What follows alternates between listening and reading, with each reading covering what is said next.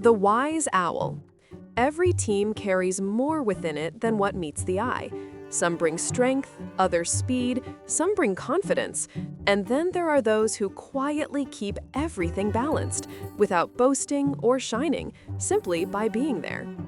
In The Valley Roars, that someone was Sophia, a gray, serious, and mostly silent owl.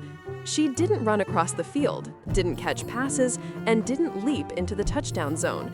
But she knew every rule, remembered every score, and could predict the opponent's moves just by watching their warm-ups. She always perched high in a tree with a small notebook in her talon and a pencil tucked beneath her wing. No one knew where she got her knowledge, but everyone knew. If you wanted to understand why something wasn't working in the game, you asked Sophia. Yet Sophia never called herself wise. She believed she just watched because she didn't know how to play.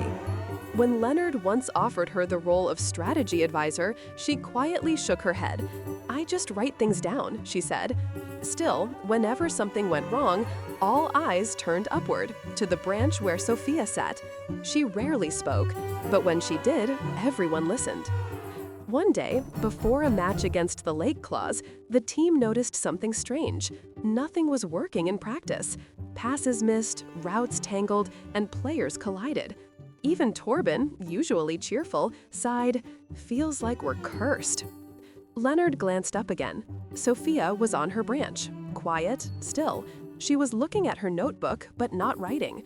That evening, Leonard went to her tree, not to ask for advice, but just to be near.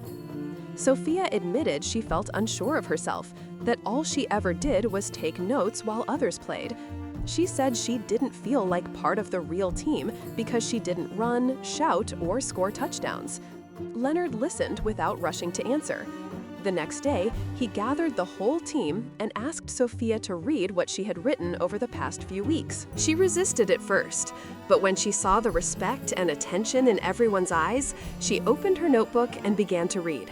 What she shared wasn't just statistics, it was a map of everyone's strengths. Notes about how Kiara jumped best after a 2-second pause, how Elliot saw the field better when he listened first, how Torben played best when encouraged before a game rather than after. Every line was a key, and soon the team wasn't just listening, they were recognizing themselves. They smiled, nodded, exchanged glances. When she finished, there was silence. Then Milton said softly, "These aren't notes. It's like someone finally understands all of us." For the first time, Sophia blushed. That evening, she suggested a new strategy for their upcoming match, and it worked perfectly. From then on, Sophia became the team's official strategist, not because she knew everything, but because she listened and saw what others missed in their rush. She didn't change. She still sat on her branch, still took quiet notes, but now she knew it mattered. Moral of the story?